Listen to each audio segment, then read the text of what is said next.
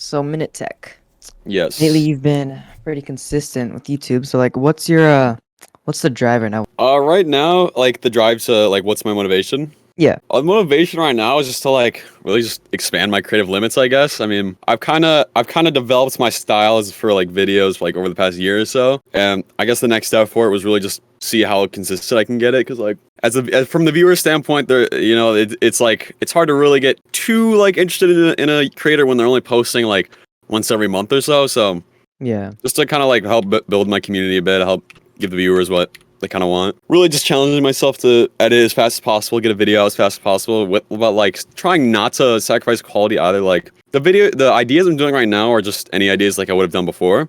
But Yeah. I'm just trying to experiment with the editing. Maybe I don't have to go as crazy in the edit as long as the video still gets the point across, stuff like that. But I'm also looking into editors as well because Yeah. I find weekly it uploading is pretty surprising. challenging. Yeah, I find it surprising. You edit your own videos and like you're posting weekly. It's pretty awesome. Yeah, it's not So that easy. So you do everything yourself? Right now, everything I do by myself. Like I ask other creators for like feedback and stuff every now and then. But yeah, right now the thumbnails, the videos, the recordings, all done by myself. Every now and then I get a map maker though. your ideas, so like are you focusing on like quantity right now or quality, would you say? I'm trying to get the balance of both. Yeah. Because for like my ideas, like the ideas I'm keeping same quality. The thing that's really taking the hit on quality though would be some of the editing because it's 3 weeks of editing versus 1 week of editing. Obviously, it's not going to be the exact same thing. Yeah, But definitely. yeah, just trying to stay disciplined on my end. Just make sure I keep a schedule going. Yeah, so you used to do like keyboard, like mouse videos. Why'd you decide to shift to your new type Ah, of that's a content? good question. I get that question a lot. Well, I guess I first started to switch probably about a year ago. Keyboard and mouse content for me just didn't hit as hard anymore, like reviewing them because I used to do like reviews and stuff. It just Yeah. wasn't like hitting as hard for me. I wasn't feeling as passionate about them anymore.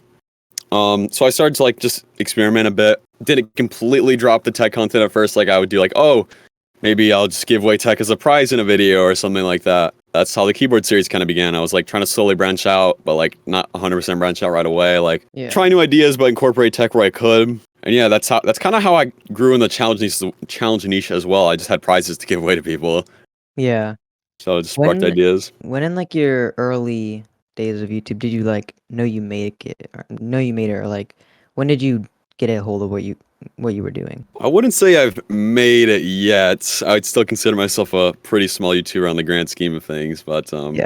I started to like really get a hold of like how to actually like start growing like my knowledge and stuff when I met a YouTuber named Derpold. This was Okay. about a year and a half ago. He started just because like at the time he was like doing really well. He got like 10K subs in a day off his like sand god bridging video. Oh He was yeah. just teaching me a lot of things about like how to do better with like AVD and stuff.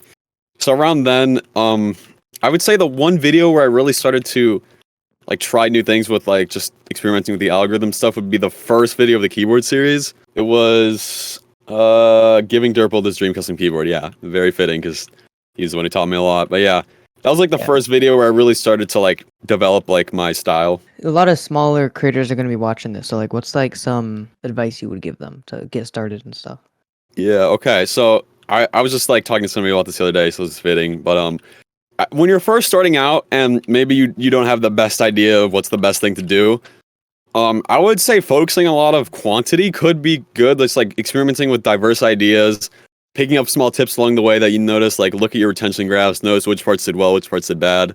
Yeah.